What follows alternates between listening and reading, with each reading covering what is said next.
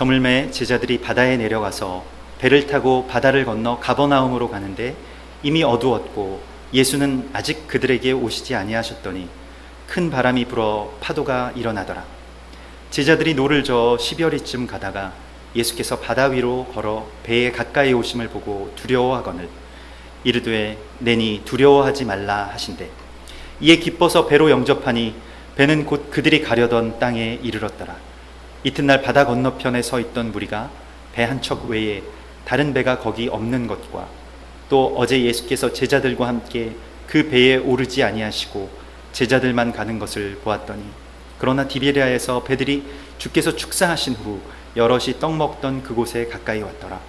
무리가 거기에 예수도 안 계시고 제자들도 없음을 보고 곧 배들을 타고 예수를 찾으러 가버나움으로 가서 바다 건너편에서 만나 랍비여 언제 여기 오셨나이까 하니 예수께서 대답하여 이르시되 내가 진실로 진실로 너희에게 이르노니 너희가 나를 찾는 것은 표적을 본 까닭이 아니요 떡을 먹고 배부른 까닭이로다.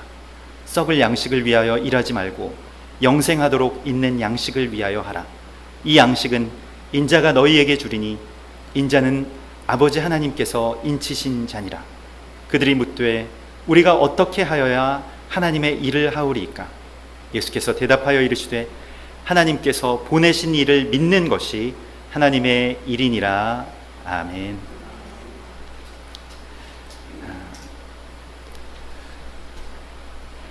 중학교 때 제가 존경하던 한 사회 선생님이 계셨습니다. 그 사회 선생님은 항상 그 수업이 끝날 때에 학생들에게 질문을 받곤 하셨습니다. 근데 그 수업에 대한 질문뿐만이 아니라 아무 질문이라도 좋다. 너희가 나에게 묻고 싶은 질문이 있으면 물으라고. 그 시간이 저는 참 좋아서 그 선생님 좋아했었는데요. 제가 어느 날 그 중학교 아마 2학년 때였던 것 같습니다. 그 선생님에게 이렇게 그 질문한 적이 있습니다. 선생님, 어른이 된다는 건 어떤 건가요? 그렇게 한번 물었습니다. 사회 과목이랑은 전혀 상관없지만 어른이 된다는 건 어떤 겁니까? 하고 물었을 때에 그 선생님이 제가 지금 생각하기에도 아주 의외의 대답을 하셨는데요. 어른이 된다는 것은 그 아버지에 대한 실망감을 넘어서는 것이다. 이렇게 말씀하시더라고요. 본인은 그 어렸을 적에 아주 참 훌륭한 아버지를 만나고 훌륭한 아버지를 존경하면서 살았는데 점점 크면서 아버지도 한 연약한 인간이구나. 또 아버지도 그저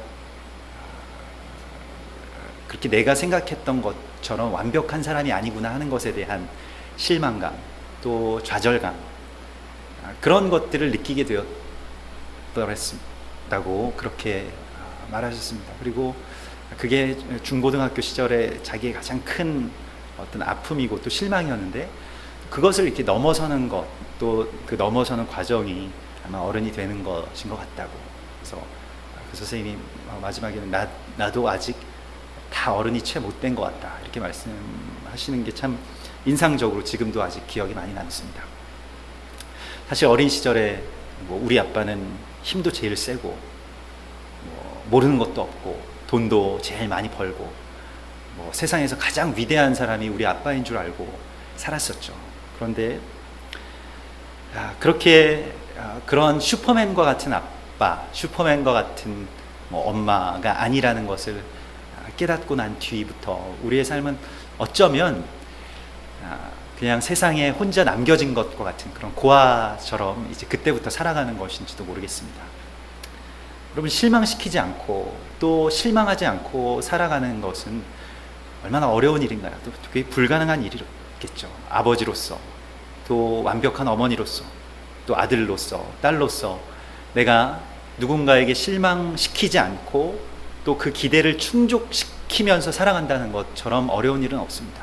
지금도 그 런던에서 올림픽이 벌어지고 있는데 그곳에 선수들 모든 그 기대들을 받고 있고 또 자신들도 하고 있는데 거기에 대해서 메달을 따지 못했다고 해서 또 실망하고 또 좌절하고 또 메달을 따면 그 기대를 충족한 것 때문에 기뻐하고 하는 것이 우리의 어떤 삶의 단면처럼 느껴지고 또 우리의 인생 전체가 그렇게 정말 올림픽에 출전한 선수들처럼 그렇게 사는 것이구나 하는 생각들을 하게 됩니다. 여러분, 과연 모두의 기대를 충족시키면서 살아가는 것이 성공한 삶일까요? 또 끝끝내 나의 기대를 내 스스로가 충족시키면서 살아가는 것이 성공하는 삶이라고 한다면 우리는 지금 이 자리에 계신 여러분들은 얼마나 많은 성공을 경험하시면서 사시는지 모르겠습니다. 예수님은 사실 오늘 이 본문에서 정말 세상 사람들의 모두의 기대를 한 몸에 받는 그러한 중이었습니다. 그러니까 세상 사람들의 모든 기대가 예수님께 모아지는 어떤 그러한 시기, 어떻게 보면 예수님의 사역의 가장 최절정, 그래서 예수님께서 그 요단강에서 세례를 받으시고 갈릴리의 어부들을 모아서 쭉 사역을 하시다가 가장 최고의 순간을 맞이하는 중입니다. 마치 올림픽에서 이 선수가 금메달을 따는 것과 같은 그러한 시간이 오늘 이 요한복음 6장에 있습니다. 그것은 바로 오병이어의 기적이죠. 물고기 2, 떡 5개를 가지고 예수님께서 5,000명을 먹이신 사건. 그러니까 그것은 어른만 5,000명을 먹이셨기 때문에 아이들과 부녀자들까지 하면 훨씬 더 많은 숫자, 아마도 거의 10,000명이 넘는 그러한 숫자의 사람들을 물고기 2마리와 떡 5개로 먹이셨는데, 그런데 그 기대, 그래서 그 기대가 예수님에 대한 기대와 예수님의 인기가 아주 최고로 치솟을 때 예수님께서 사라지셨습니다. 잠적하셨어요. 마치 오늘날의 무슨 어떤 슈퍼스타의 잠적 사건과 같이 완전히 없어져 버리셨습니다. 사람들의 기대와 또 그 인기에 대한 그 함성을 뒤로하고 어느새 사라져 버리신 예수님을 아무도 찾지 못했습니다. 그리고 오늘 그 오병이어의 기적 이후에 나오는 아주 짧은, 요한복음에서 또 복음서에서 가장 짧게 언급된 예수님의 기적의 사건, 물 위를 걸어서 제자들의 배로 오신 그 사건이 오늘의 말씀의 본문입니다. 요한복음은 예수님의 예수님께서 행하신 많은 기적 가운데서 7가지의 기적만을 기록하고 있습니다. 그것은 그 요한복음의 어떤 천재성이라고도 할 수 있겠는데요. 많은 기적들이 있었음에도 불구하고 요한복음은 딱 7개의 기적만을 가져와서 그것을 기록함으로써 어떠한 식으로 이제 예수 그리스도께서 어떠한 분이신지를 그 7개의 기적으로 이제 그 기둥을 세우시는 것입니다. 그리고 또한 예수님의 구원의 사역이 어떻게 진행되고 또 어떻게 완성되는지에 관한 선포로서 이 기적을 사용하고 있습니다. 그러니까 요한복음은 마가복음이나 누가복음처럼 요한복음은 예수님의 행적을 기록한 것이 아니라 예수님의 행적 가운데서 어떠한 사건들을 어떤 의도를 가지고 편집한 것입니다. 그래서 예수님이 어떤 분이신지를 우리에게 보여주기를 원하는 것인데, 특별히 요한복음의 그 7가지의 기적 가운데서 가장 짧게 기록되고 그냥 금방 넘어가는 것과 같은 사건이지만 가장 중심에 있고, 이 기적, 이 물 위를 걸어오신 이 이적의 사건이야말로 예수님을 이해하는 데 있어서 가장 정확한 한 열쇠가 됩니다.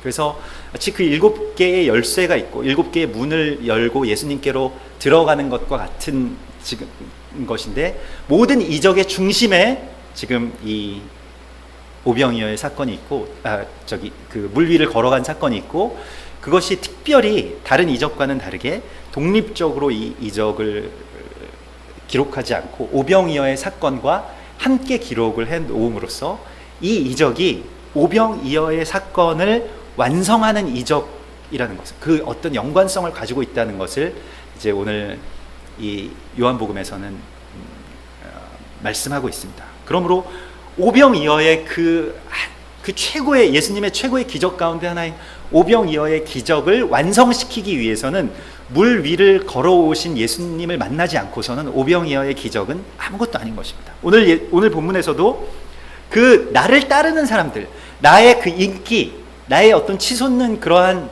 명성, 이런 것은 아무것도 아니다. 왜냐하면 그들은 썩을 양식을 먹어서 배불렀기 때문이지 이 이적의 의미에 대해서는 전혀 모르고 있다. 그러므로 이 이적을 통해서 나에게 오고자 하는 사람들은 물 위를 걸어오신 그리스도 예수를 만나야 된다는 것이 오늘 이 이적의 핵심입니다. 사실 뭐 오늘날에도 올해에도 우리가 연말에 대선이 있기 때문에 모든 뭐 미디어들이 그것에 이제 집중하고 있는데요. 굉장히 큰 일이죠. 가장 그 나라를 다스리는 가장 중요한 인물을 국민들의 손으로 뽑는 것이기 때문에 굉장히 중요한 일인데, 대선을 이렇게 보면 아직도 결과적으로는 먹고 사는 문제가 가장 큰 이슈입니다. 그래서 먹고 사는 문제를 해결해 주는 지도자가 가장 최고의 지도자이죠. 뭐 역사적으로도 그래왔고, 그래서 그 문제를 누가 해결해 줄 수 있느냐, 이것이 사실은 국민들의 어떤 관심이죠. 뭐 진보다 보수다 뭐 이런 것은 크게 우리에게는 중요한 것이 아니죠. 그런데 이 문제를 해결해 줄 수 있다면 그 사람을 우리가 청와대로 보내야 되겠는데, 그런데 예수님께서 오늘 이 문제를 해결해 주셨다는 것입니다. 사실은 먹고 사는 문제가 뭐 해결된 것, 그러니까 먹고 지금 못 먹으면서 사는 사람들이 없는 시대가 된 것이 얼마 되지 않습니다. 우리나라도 얼마 되지 않죠. 보릿고개가 없어진 것이 뭐 불과 몇십 년 전입니다. 우리 아버지 세대만 해도 그 밥을 굶을 정도로 식량이 부족했던 때가 있었죠. 그래서 소원이 명절 때 그 이밥에 고깃국에 이밥 먹는 것이 소원일 정도로 그러한 시대가 있었습니다. 지금은 조금 다릅니다만은. 그런데 그 문제가 해결된 것이 아주 인류의 역사 가운데서도 얼마 되지 않죠. 그런데 그 문제를 해결시켜 주신 것이 예수님이시기 때문에 사람들이 굉장히 흥분한 것이에요. 왜냐하면 이것은 이 세상의 어떤 왕들도 어떤 지도자들도 해결할 수 없는 문제였기 때문에 그렇습니다. 그래서 이 문제를 예수님이 해결해 주셨다면 예수님이 왕이 되어야 된다. 이것이 온 그 예수님의 추종자들 뿐만이 아니라 이 오병이어의 사건을 목격했던 그 10,000명 이상의 사람들의 공동된 마음이었습니다. 그런데 예수님께서는 그들을 뿌리치시고 이제 도망가셨죠. 없어지셨습니다. 사실 우리가 우리의 신앙과 우리의 믿음도 한꺼풀 벗겨보면 지금도 우리가 예수님에 대해서 가장 크게 갖는 기대가 이러한 것일지도 모르겠습니다. 먹고 사는 문제를 해결해 주실지도 모른다 라고 하는 기대 말입니다. 그리고 우리는 우리의 삶을 어떻게든 잘 살기 위해서, 잘 사는 삶의 바다를 항해하기 위해서 우리의 처지에 맞는, 또 우리의 마음에 맞는 배를 찾아서 타고 항해하고 있는지도 모르겠습니다. 그것이 정치든, 또한 뭐 그것이 재테크든 경제학이든 아니면 심리학이든 뭐 건강이든, 또 혹은 그것이 종교이든 우리가 그 배를 타고 어떻게든 잘 사는 그 바다를 항해하고 있는지도 모르겠습니다. 이 배가 우리가 기대했던 삶, 또 내가 기대받는 그 삶의 목적지까지 무사히 태워다 주기만을 바라면서 살아가는 것이죠. 그러나 이길 수 없는 바람이 우리에게 불어오고, 이 배가, 내가 의지하던 이 배가 이제 곧 침몰할 것이라는 것을 우리가 압니다. 그리고 이 침몰할 지경에 내몰렸을 때 뭐 그러한 상황, 또 그러한 세상 가운데서 우리가 살면서 우리는 어떻게 그러면 해야 되는가? 거기에 대한 답이 없습니다. 이 배에서 내린다는 것은 굉장히 쉬운 이야기지만, 그러나 내린다고 해서 살 수 있는 것이 아니죠. 그럼 배가 뒤집히는 상황 가운데서 배에서 내리면 죽기밖에 더 하겠습니까? 뭐 수영해서 간다, 이런 것은 말이 되지 않는 것이죠. 사실은 뭐 최고의 과학, 최고의 수학, 뭐 모든 학문의 역량들을 총동원해서 세운 뭐 경제적인 지표가 하루아침에 붕괴해버리는 것을 우리가 목격하면서 살아갑니다.